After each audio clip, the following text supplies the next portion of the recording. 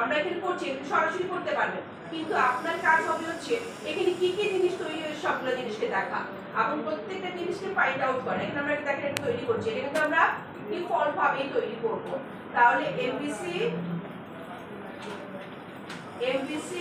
এখানে একটু খেয়াল করে তৈরি করে নিছে, উল্টাপাল্টা করবেন না কিন্তু। বাইজে এসপি ডট সেট এমবিসি নিয়েছে, ঠিক মতো এমবিসি এটা সিলেক্ট করছেন, করাই তো করেছেন, ঠিক মতো সিলেক্ট করেন। তাহলে এখানে আমি দিচ্ছি হচ্ছে এটার মধ্যে কোড হচ্ছে MBC identity authentication, MBC of using identity, MBC of using identity, using identity. এটা আপনাদের কাজ হচ্ছে, আমি পুরো কোডটা এখানে কি করাবো, বাই ডিফল্ট আপনি পাবেন, কিন্তু আপনার কাজ হচ্ছে এটা দেখে নাও, কারণ আপনাদের ইয়েতে যদি কি যেন স্যার যদি ধরে, কারণ আপনাদের এটা আপনার ইয়েতে করতে হবে, প্রজেক্টে করবেন, স্যার যদি ধরে আপনি যেন বুঝাতে পারেন যে আপনি কি কি এখানে হয়েছে। আচ্ছা, তাহলে project MBC authenticity create MBC এখানে থাকবে, এখানে এমবিসি সিলেক্টেড থাকবে, HTTPS টা উঠে যাবে, আর এখানে দেখুন অথেন্টিকেশন নান আছে, আমি অথেন্টিকেশন সেট করব ইন্ডিভিজুয়াল অ্যাকাউন্ট, ইন্ডিভিজুয়াল অ্যাকাউন্ট দিয়েছে, ইন্ডিভিজুয়াল অ্যাকাউন্ট দিলাম। এখন দেখেন ক্রিয়েট করছি,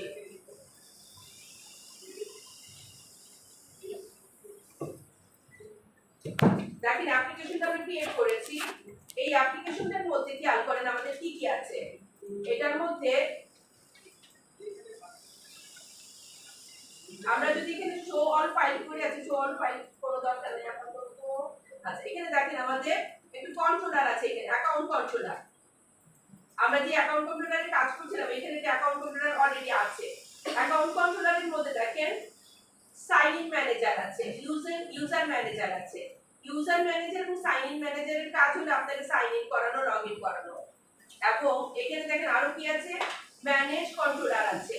ম্যানেজার কন্ট্রোলারের কাজ হচ্ছে অ্যাপ্লিকেশন ম্যানেজার সাইন ইন ম্যানেজারকে ম্যানেজ করা, এবং এরা কিভাবে আমাকে লগ ইন করাবে, কিভাবে ইউজার নেম তৈরি করবে, সবকিছু ইনফরমেশন তার কাছে দেওয়া আছে।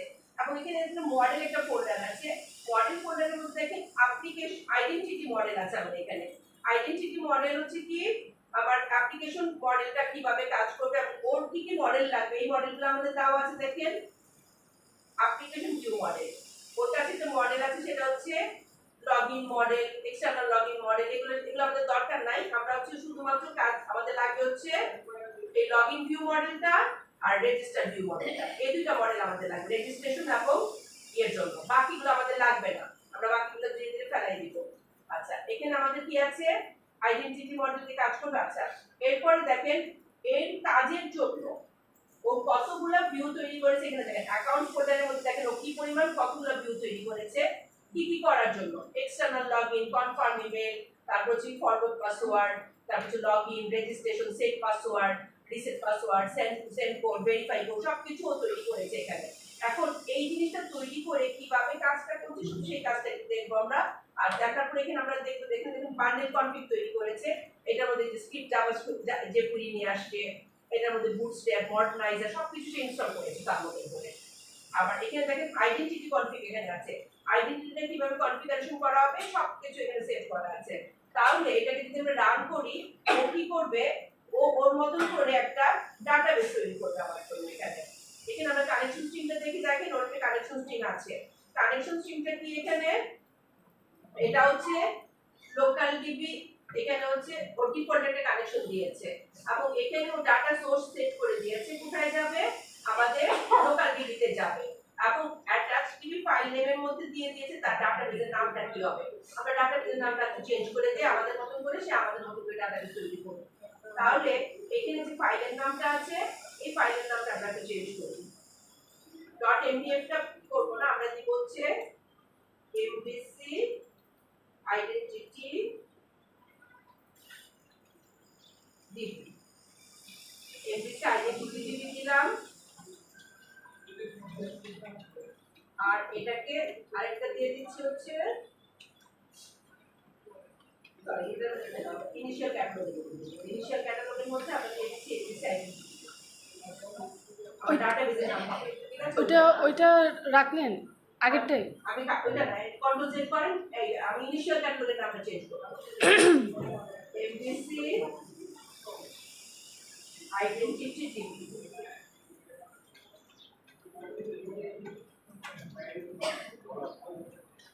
এমবিসি আইডেন্টিটি টিভি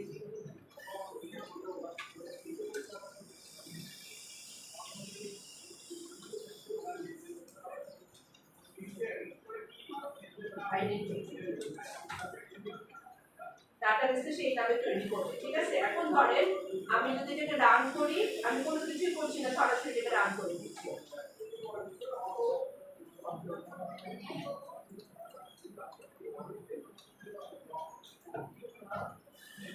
আমি সরাসরি এটা রান করে দিলাম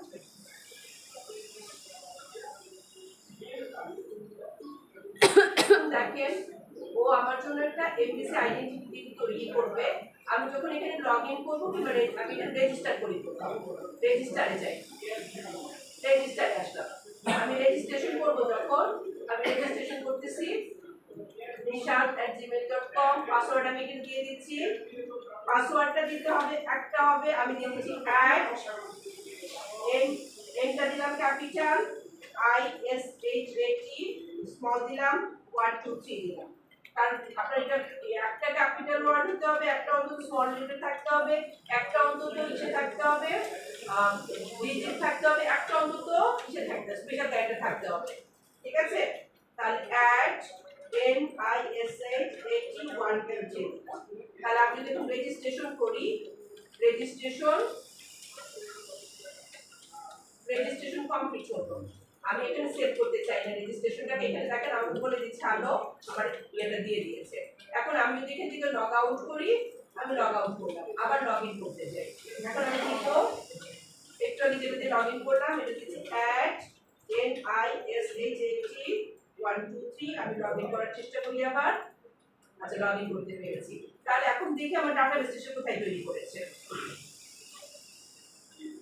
এটা আমরা একটু দেখি আমাদের ডাটাবেসটা সে তৈরি করেছে কোথায় এটা এখন এখানে দেখেন আমরা যদি এখানে যাই আমার সার্ভার এক্সপ্লোরারের মধ্যে এমবিসি আইডেন্টিটি টিভি এই যে এমবিসি আইডেন্টিটি টিভি দেখেন এমবিসি আইডেন্টিটি টিভির মধ্যে আমি হচ্ছে এখানে ওপেন করলাম এই দেখেন এসপিনেট ইউজারের মধ্যে দেখেন ভিউ ডাটা এই যে দেখেন আমার ডাটাটা সে নিয়ে আসছে আমি দিয়েছিলাম কি পাসওয়ার্ড আমার যে পাসওয়ার্ডটা দিয়েছিলাম পাসওয়ার্ডটা কি বানাইছে দেখেন আমি দিয়েছিলাম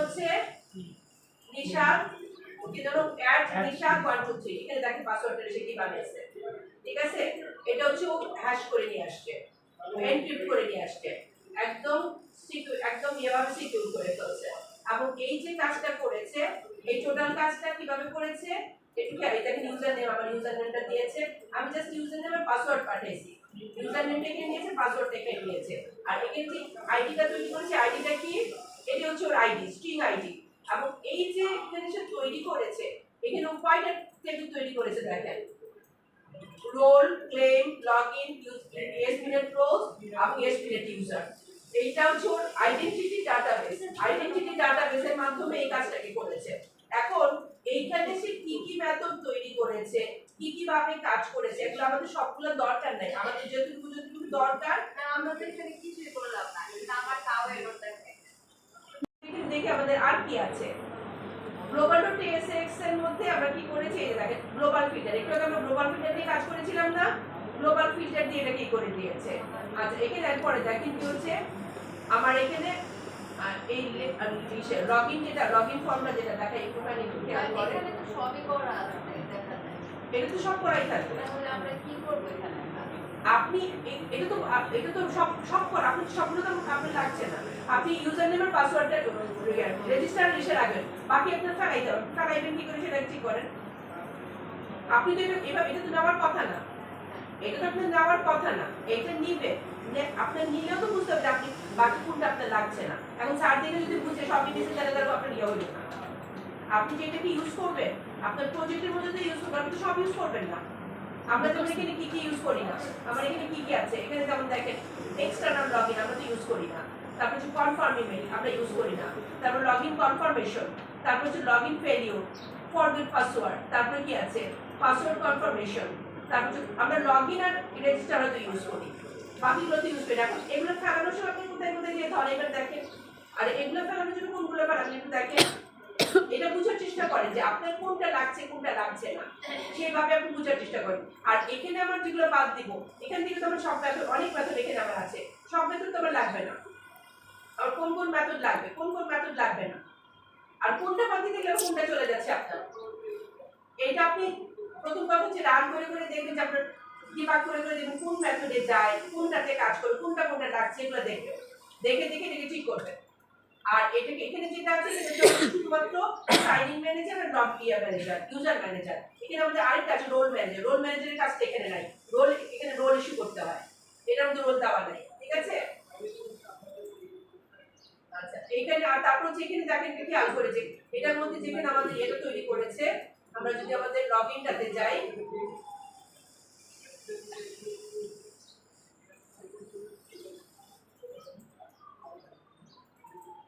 অ্যাকাউন্ট কন্ট্রোলারে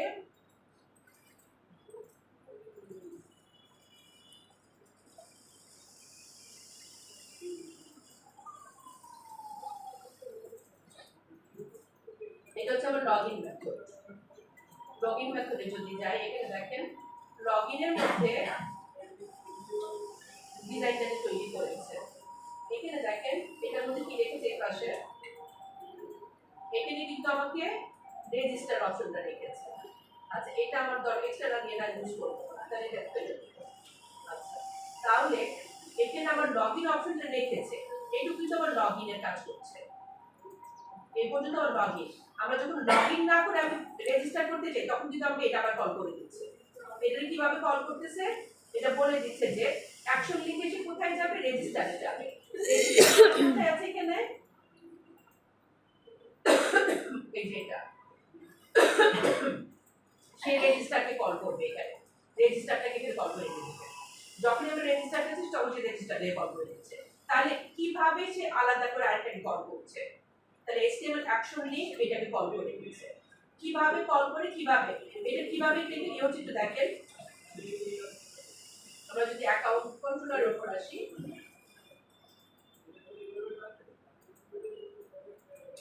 আমি এখানে লগইনে গেলাম, এই যে দেখেন register as a new user, এটাতে ক্লিক করলে আমাকে কিন্তু এই যে রেজিস্ট্রেশন নিয়ে যাচ্ছে। এটা কিন্তু এই লিংকটা এখানে দেখেন কি করেছে, আমার লগইন কি বলেছে, register as a new user, এই লেখাটা দেখাচ্ছে আর এটা এখানে আসছে। তাহলে আমি এখানে অ্যাকশন লিংকের মাধ্যমে এখানে যেতে পারছি। কিভাবে নিয়ে যাচ্ছে আমাকে, এখান থেকে আমি এটাতে ক্লিক করলে ওইটা আমাকে এখানে নিয়ে দিচ্ছে।